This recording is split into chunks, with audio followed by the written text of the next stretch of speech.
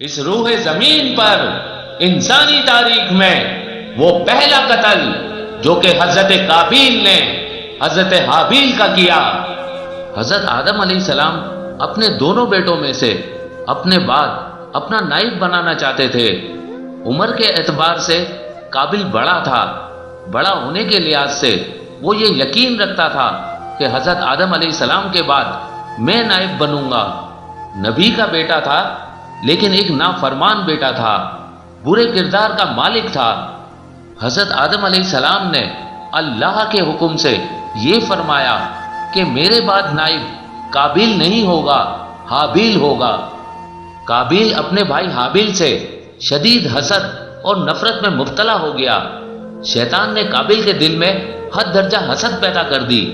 ان دونوں بھائیوں میں آپس میں بحث چھڑ گئی کہ کون حق پر ہے اور کون باطل ہے۔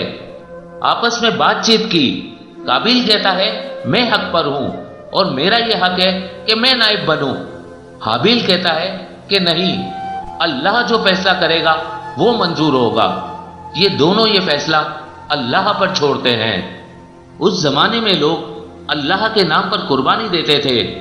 قرب یعنی حق کے قریب ہونا۔ جو حق کے قریب ہوگا وہی اللہ کے قریب ہوگا۔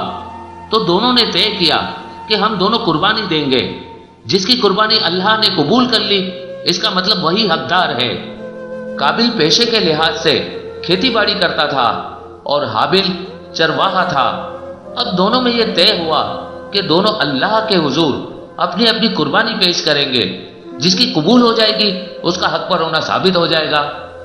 حابیل اللہ کے نیک بندے تھے تو انہوں نے اپنی بھیڑ بکریوں پر ایک نظر ڈالی اور سوچا کہ اللہ کی بارگاہ میں قربانی پیش کرنی ہے۔ تو حابیل نے جو سب سے بہتر اور صحت مند جانور تھا وہ اللہ کی راہ میں قربان کرنے کے لیے الگ کر دیا۔ میں اللہ کی راہ میں یہ پیش کروں گا کیونکہ اللہ کی راہ میں قربانی دینی ہے۔ قابیل بد فطرت تھا۔ اس نے اپنے مزاج کے مطابق اپنے اناج میں سے چھانٹ کے جو سب سے خراب اناج تھا وہ اپنی قربانی کے لیے الگ کر لیا۔ تو ایک طرف حابیل نے اپنی قربانی الگ کر لی ہے اور ایک طرف قابیل نے اپنی قربانی کا سامان الگ کر لیا ہے۔ اس وقت قربانی کی قبولیت کا یہ طریقہ ہوتا تھا کہ لوگ اپنی اپنی قربانیاں اللہ کی راہ میں پیش کر دیتے تھے۔ آسمان سے ایک بجلی ایک آگ آتی تھی اور قربانی کی چیزوں کو کھا جاتی تھی۔ یعنی کہ آگ نے جس چیز کو کھا لیا ہے وہ قربانی قبول ہے۔ اب دونوں نے اپنے لیے قربانی کے چبوترے بنائے۔ حابیل نے اپنی قربانی رکھی، قابیل نے اپنی قربانی رکھی۔ دونوں اب ایک دوسرے کی طرف دیکھ رہے ہیں۔ اب دونوں آسمان کی طرف دیکھ رہے ہیں۔ اب دونوں منتظر ہیں کہ آسمان والا بتائے کہ کس کی قربانی قبول ہونی ہے، کس کی قربانی رد ہونی ہے۔ آسمان سے آگ آنی ہے، جس کی قربانی پہ گر جانی ہے اس کی قربانی جل جانی ہے، اور اس کا مطلب کہ اس کی قربانی قبول ہو گئی۔ ادھر حابیل کھڑے ہیں، ادھر قابیل کھڑے ہیں، دونوں اپنی اپنی قربانیاں پیش کیے ہوئے ہیں کہ اچانک اوپر سے ایک آگ آتی ہے۔ دونوں کی نظر اس آگ پر ہے کہ آگ کس چبوترے پر گرتی ہے۔ آگ آئی، آگ حابیل کے دمبے کو بھسم کر گئی۔ قابیل دیکھتا رہ گیا۔ قابیل کے چبوترے پر اس کا اناج ویسا کا ویسا پڑا رہ گیا، یعنی قربانی قبول ہو گئی حضرت حابیل کی۔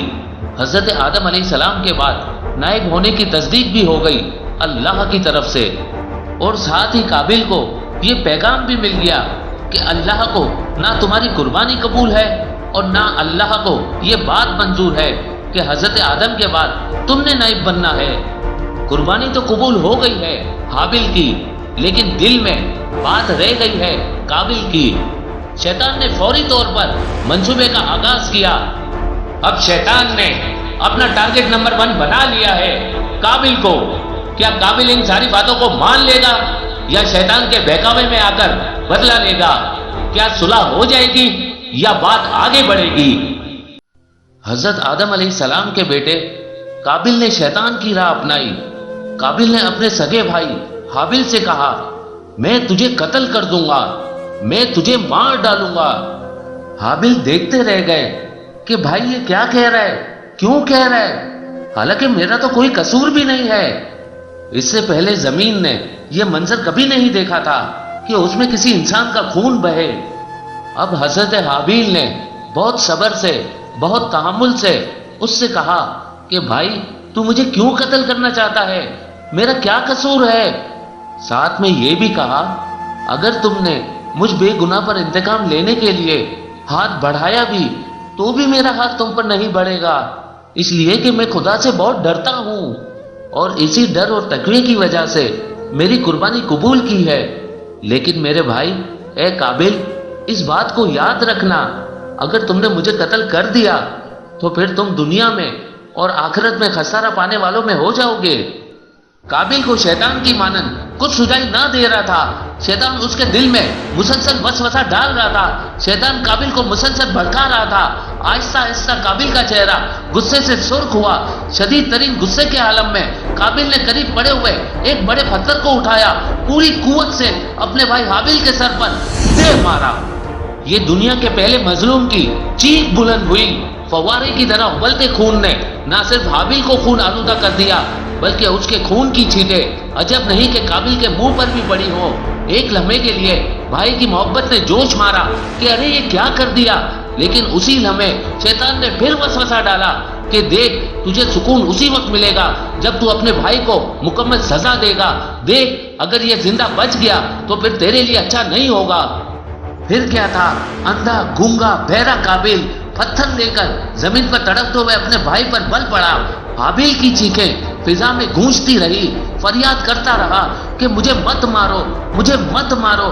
ہر فریاد کے ساتھ سنگ دل قابل پھر سر کچلتا رہا۔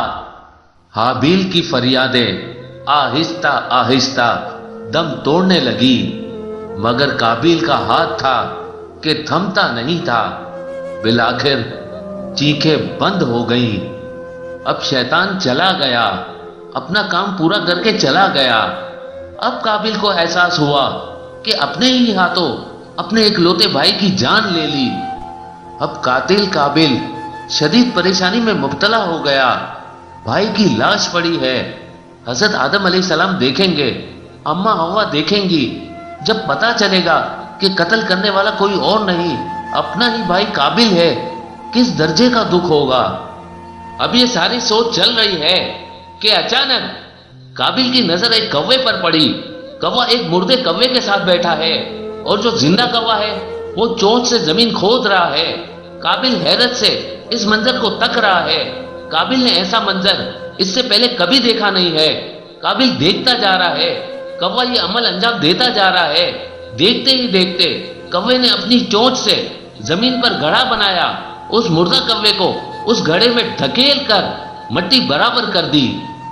تب اچانک جیسے قابل کو ہوش آیا، اس نے جان لیا اس کوے کو اللہ نے بھیجا ہے، اور بھیجنے کا مقصد یہ تھا کہ وہ قابل کو اپنے بھائی کو دفن کرنے کا طریقہ سکھائے۔ ایک حدیث کے مطابق اللہ کے رسول نے فرمایا دنیا میں پہلا قاتل قابل ہے، یعنی اس نے زمین پر قتل کرنے کی ظالمانہ روایت ڈالی ہے، اس لیے قیامت تک جتنے لوگ اس کی پیروی میں قتل کریں گے قابل کو اس قتل کے گناہ میں شریک سمجھا جائے گا۔